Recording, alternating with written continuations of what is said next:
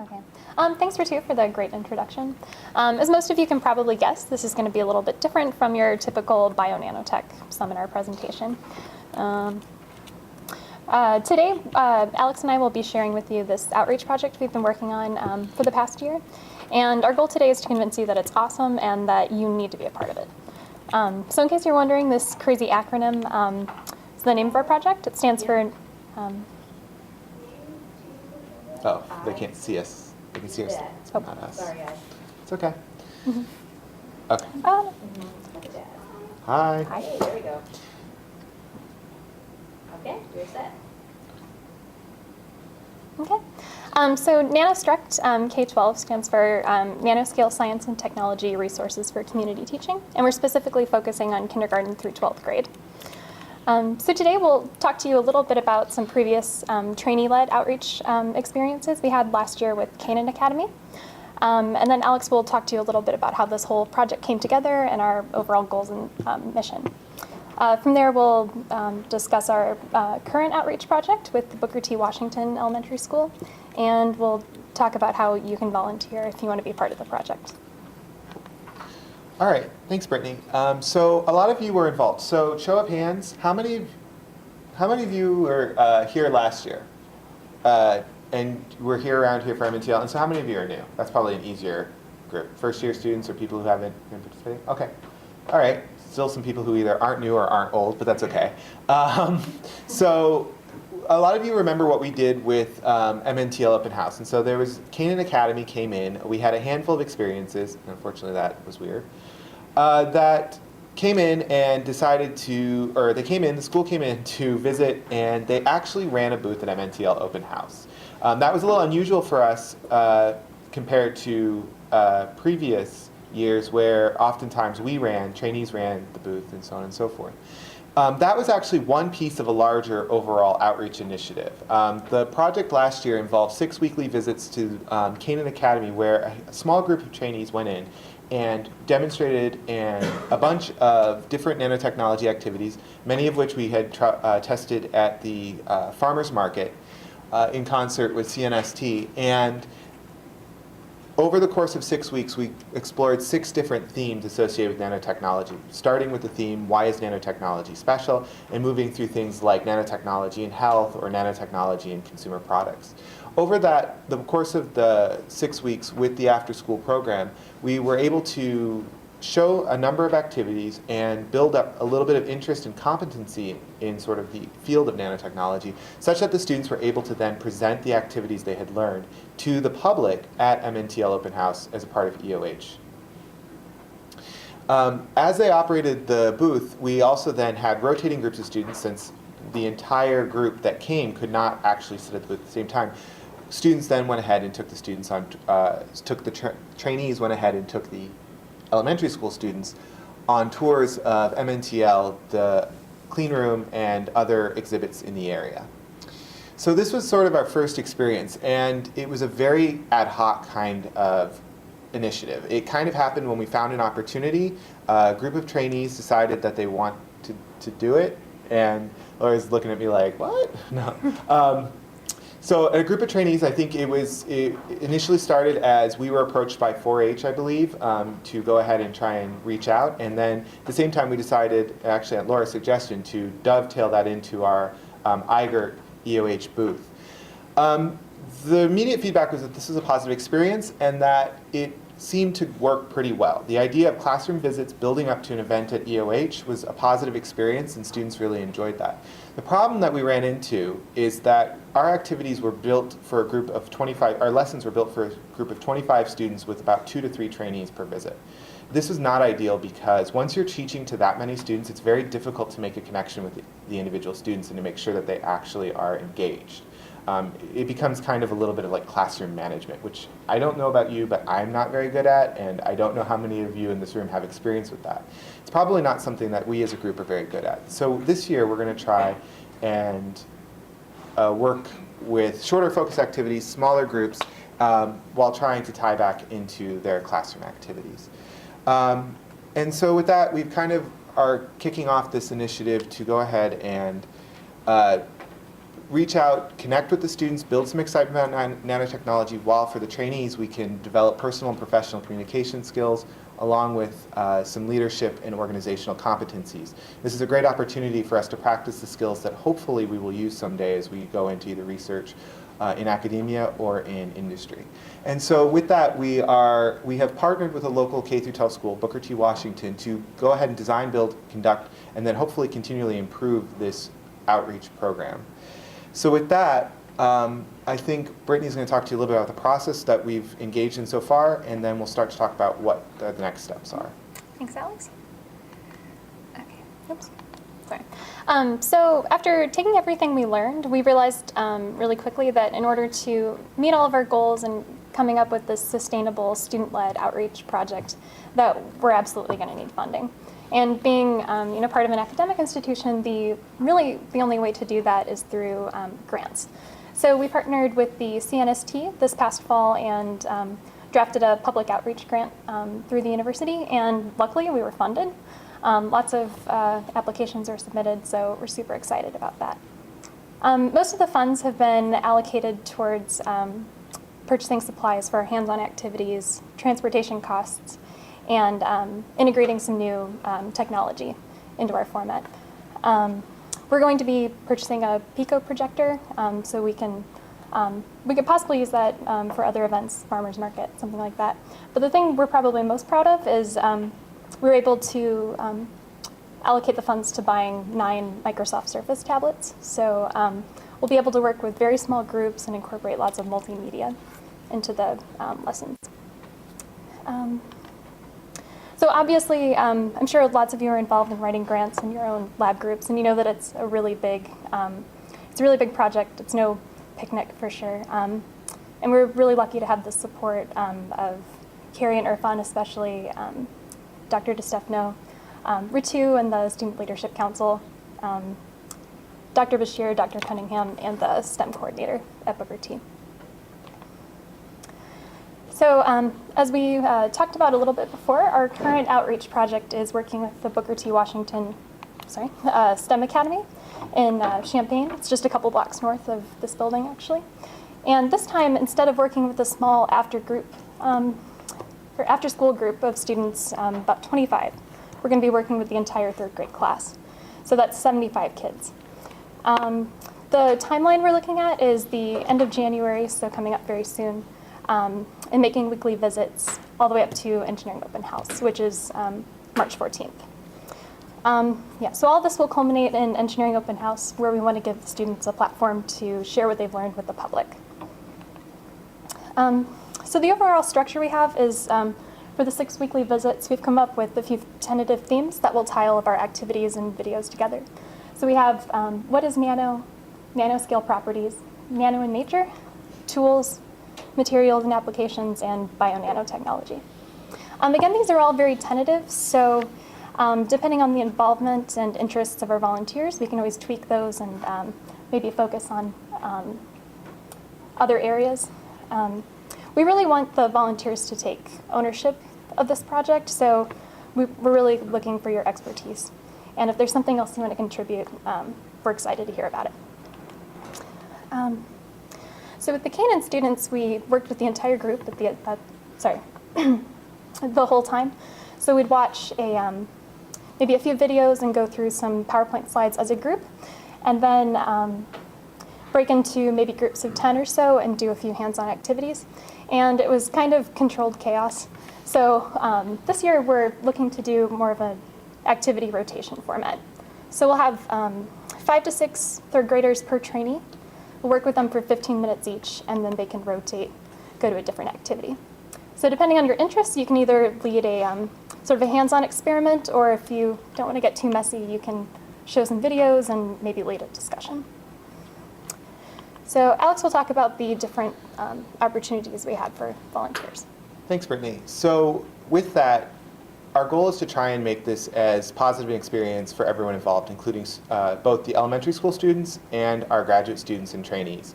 So to do that, we are trying to divide the workload as much as possible to play to people's strengths, and also make sure that everyone has an ability to contribute as much as their time and their interests and and their confidence allows them to do. So with that, we've kind of broken it down into different things that have to happen. So obviously, our graduate student instructors are sort of the face of this. They're the ones interacting with the students, but just like any good teacher you ever met, there's a lot of preparation and a lot of background support that has to go into making them effective at their teaching. And so to do that, to kind of provide that support, we've broken it down into some opportunities for people to get involved if they want. And with these different opportunities, there are different levels of time commitments and different sort of structured time that people can volunteer for. So for example, lesson plan. That's going to be one of the most key things to do in the beginning as we start to plan out our themes and start to collect theme activities into those themes for each week. So to do that, the lesson plan team will select activities, plot out a schedule of the rotations, which stations should follow which stations, so on and so forth, and also help to collect the multimedia necessary for the graduate student instructors to go ahead and present. This is great for people who don't have time necessarily when the sessions will be planned, because you can do this sort of offline and asynchronously. This is all about setting up the documentation and handing it off to the graduate student team. We need activity design. One thing we love to try and do is give trainees in the program an opportunity to come up with new activities that reflect their research and their interests. So for example, if you're working on some form of fabrication that's new and novel and you can think of a way to communicate it to these third graders, we really welcome you to come and pitch an idea or develop a small 5 to 10 minute activity to present that information to students. This is a great opportunity if it's something that you find interesting. At the same time, it's a very variable time commitment because you don't necessarily need to be there to present it to the students. You just need to prepare the activity if that's what you want to do. I mean, there's ample opportunity for logistics and support for those of you who might be interested in the art of grant writing.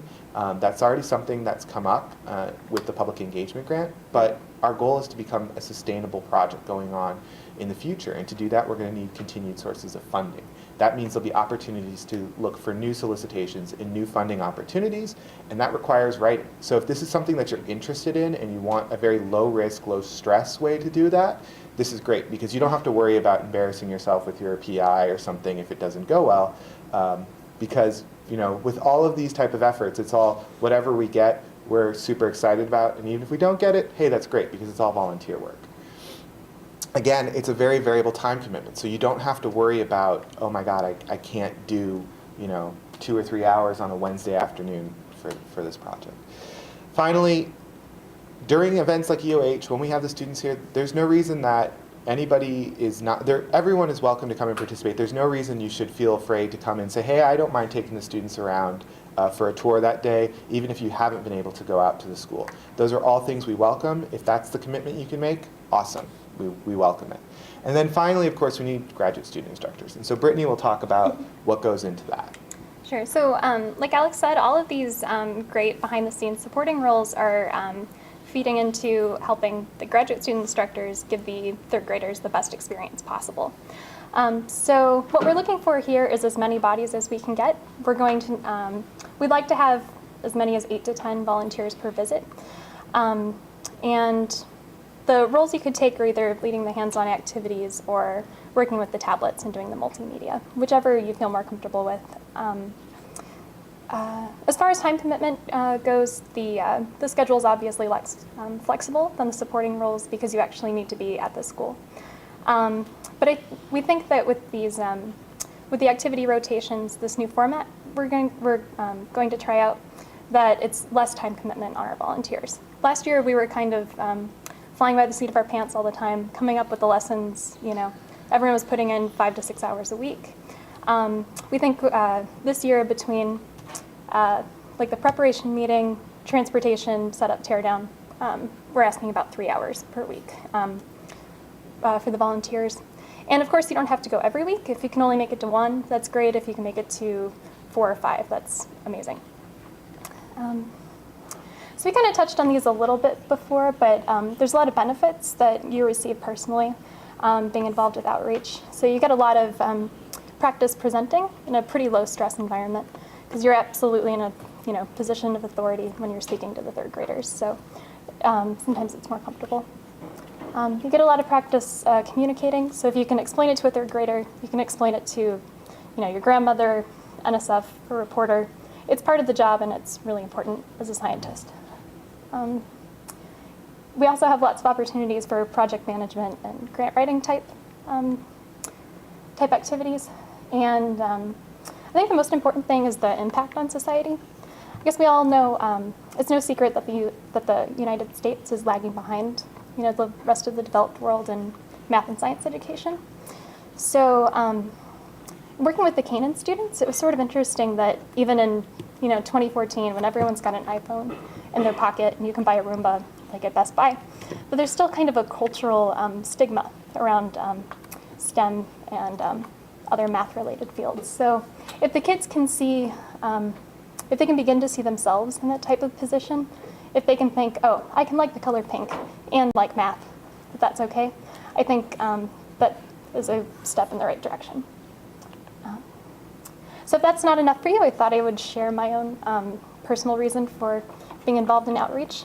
After working with the Canaan students, we got quite a few letters. This one in particular from Celia stood out. There's this line, spelling errors aside, it says, "I really hate science, but now you made me love it." So for me, that's totally worth it.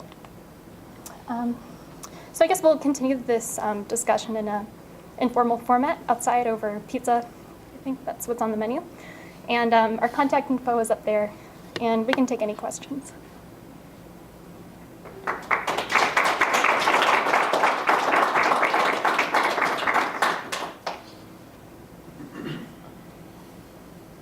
So I'm wondering, are there some ways then that maybe even UC Merced can get involved in maybe some of the background and the planning and things like that, just so they can, begin to be part of this group as well? Mm-hmm.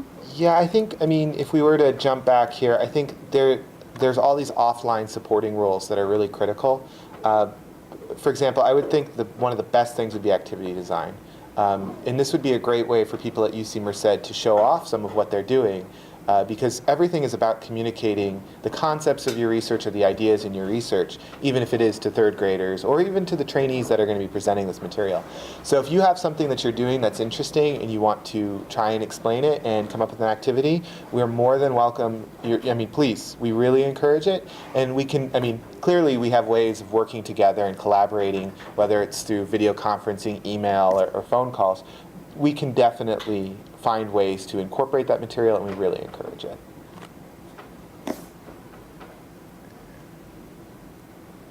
And more questions? Oh. I just want to throw a final word out there. It was really, really fun last year, and if you think of it as more than just, I have to volunteer and do this ordinary outreach thing, it can really make your day. If you go to the school just for 2 hours and you hang out with these little kids and they think that you're like this great science genius child. And I don't know, it really makes your day. It's an awesome experience, and you should try it at least once. I think you'll be totally sold. Thanks, Ritu. It's a really good point to bring out, that not only is it beneficial for you, like your resume and stuff, it is just a lot of fun. Carlos? Just send out an email with those 5 different job descriptions to the trainees. Yeah, we can definitely do that. We'll summarize those, and Laura's nodding her head, so she will send it out to the MCNTC and the IGRT list. So everyone in this room, if you're not, give us your emails. We'll make sure you get these. If we were interested in volunteering, how do we go about signing up? We're out in the atrium. I'm going to be out there. I'm going to take down email addresses. I have my notebook, so we'll set up a couple columns, and we'll go ahead and take down email addresses for what you're interested in. We want a lot of people to be involved, but we don't want everyone to be overburdened by everything that's going on, because we can carve out, we're trying to divide up the labor, so to speak, so that this becomes manageable. So I want to try and so if you're interested in actually being like sort of the graduate student instructor, please we'll put your name on that list. If you're just interested in maybe coming up with lesson plans because you may not be comfortable going to the school or just can't, your afternoons during the week are busy, we can get you on a different email list for that. So do you know what time on Wednesday? We've had a little bit of a hiccup. Our main point of contact, Tara Bell, she actually took a job at the state, unfortunately, so we're reestablishing that contact there. So that unfortunately throws a little bit of a monkey wrench in the plans. But we've narrowed it down to Tuesday. We know it's going to be a Tuesday, Wednesday, or Thursday afternoon, and the time will probably be from 1 to 3. That's based on their year-long schedule. That shouldn't change. But when we do choose the day, it'll likely be either a Tuesday, Wednesday, or Thursday, and it'll be that day for the entire project. It's just a matter of figuring out which day the teachers are most comfortable with. Does that help narrow it down for you guys? It is very close. So, and of those 2 hours, 1 to 3, that includes our setup and tear down at the school. The students will probably be in the room no more than 75 minutes. So, you know, you're looking at hopefully as little as 2 hours, you know, assuming back and forth is not, you can get there quickly. It's about a 15-minute walk, I think, from here, if you were to actually go ahead and walk it. Any other questions? All right, thanks guys for your time. And hopefully we're ending on time, so you know we'll be and I'll be out in the atrium, and Brittany will be out there for a few more minutes as well. Yeah. Before she has to run For class. Congrats again for getting that, the proposal through and getting that funded. That was great. It's not easy to do, so good job. Good job, you all. Thanks. Thanks.